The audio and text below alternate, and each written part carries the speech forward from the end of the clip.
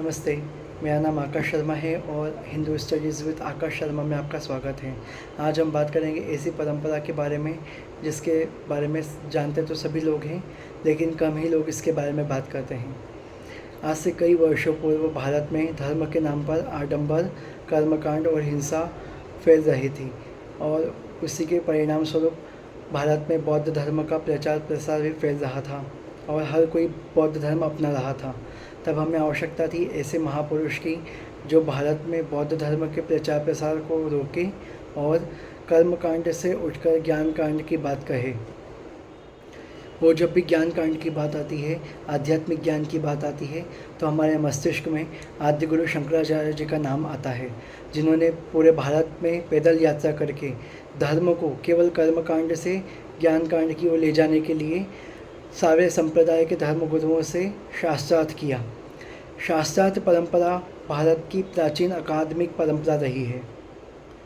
शास्त्रार्थ का एकमात्र उद्देश्य सत्य पर पहुंचना होता था। वादे वादे जायते तत्वबोध के सिद्धांत पर शास्त्रार्थ परंपरा की व्युत्पत्ति हुई। प्राचीन विद्वानों का मत था कि जिस विषय पर जितना अधिक संवाद और विमर्श होगा, उस विषय का गूढ़ पक्ष उतना ही स्पष्ट होता जाएगा। कुल 108 उपनिषदों में से प्रश्नोपनिषद इसका ज्वलंत उदाहरण है, जिसमें शिष्यगण आचार्य से दर्शन शास्त्र पर और अन्य सांसारिक विषयों पर प्रश्न पूछते हैं और आचार्य उनका उत्तर देते हैं। शास्त्रार्थ की यह परंपरा पूरी तरह मर्यादा, गंभीरता, अनुशासन और शालीनता के दायरे में होती है। शास्त्रार्थ के 3 प्रकार होते हैं: वाद, जल्प और वितंडा। शास्त्रार्थ की वाद पद्धति में एक व्यक्ति प्रमाणों के साथ अपनी बात रखता है और विपक्षी की बात का खंडन करता है। यह शास्त्रार्थ की आदर्श परंपरा माना जाता है।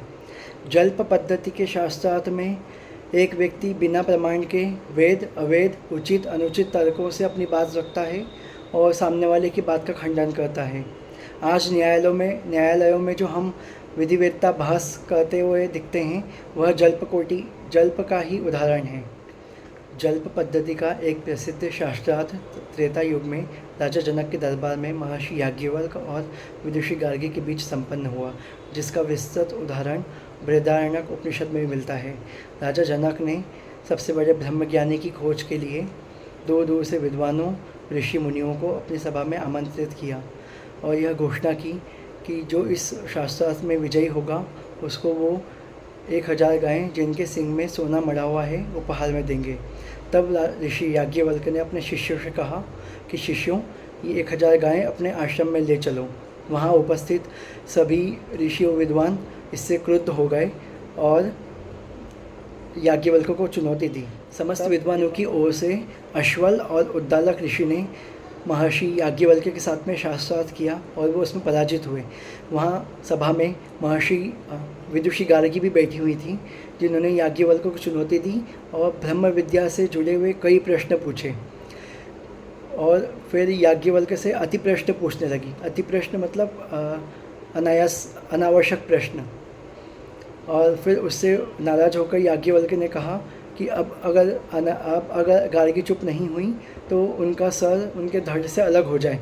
इस बात पर गार्गी ने याज्ञवल्क्य को विजेता घोषित किया और यह घोषणा करी कि याज्ञवल्क्य से बड़ा ब्रह्मज्ञानी इस दुनिया में कोई नहीं है। अब आती है वितंड पद्धति। इस पद्धति के शास्त्रार्थ में वक्ता अपने बिना तर्क, बिना आधार, बिना प्रमाण के अपनी बात को रखता है और सामने वाले की तर्क संगत, प्रमाण आधारित बातों का भी खंडन करने की चेष्टा करता है। वो येन केन प्रकार स्वयं पे विजय प्राप्त करना चाहता है। इसी को वितंडा पद्धति कहते हैं। इसका प्रमुख उदाहरण है आद्य शंकराचार्य और उमा भारती का शास्त्रार्थ। वैसे तो शास्त्रार्थ की शुरुआत मंडन मिश्र से हुई थी, पर अंत उमा भारती से हुआ था। तो एक बार की बात है, जब शंकराचार्य सभी से शास्त्रार्थ के लिए भारत भ्रमण पर निकल पड़े थे, तब उनकी भेंट कुमारिल भट्ट से होती है और वे उनसे शास्त्रार्थ की बात करते हैं। तब कुमारिल भट्ट कहते हैं, मैं तुमसे शास्त्रार्थ नहीं करूँगा, मेरी जगह मेरा शिष्य मंडन मिश्र तुमसे शास्त्रार्थ करेगा। तब शंकराचार्य पूछते हैं कि मैं उन्हें कैसे पहचानूंगा। तो कुमारिल भट्ट कहते हैं कि जिस घर के आगे तोता भी शास्त्रार्थ कर रहा हो, वह मंडन मिश्र का घर है। आचार्य वहाँ पे जाते हैं और मंडन मिश्र के साथ शास्त्रार्थ का निवेदन करते हैं। शास्त्रार्थ में यह शर्त रखी जाती है कि जो भी व्यक्ति पराजित होगा वह विपक्षी का शिष्य और सन्यासी बनेगा। इस शास्त्रार्थ में उनकी पत्नी उभयभाती भी सम्मिलित रहती है और वो निर्णायक रहती है। शास्त्रार्थ शुरू होता है और शास्त्रार्थ 48 घंटों तक चलता है और इसमें मंडन मिश्र हारने लगते हैं। तब उभयभाती शंकराचार्य जी से कहती है कि मैं मंडन मिश्र की अर्धांगिनी हूँ और आप मुझे हराए बिना इन्हें यहाँ से नहीं ले जा सकते। तब शंकराचार्य उभयभाती से शास्त्रार्थ करते हैं तो उभयभाती भी पराजित होने लगती है और फिर वे उनसे कामशास्त्र पर प्रश्न पूछती है।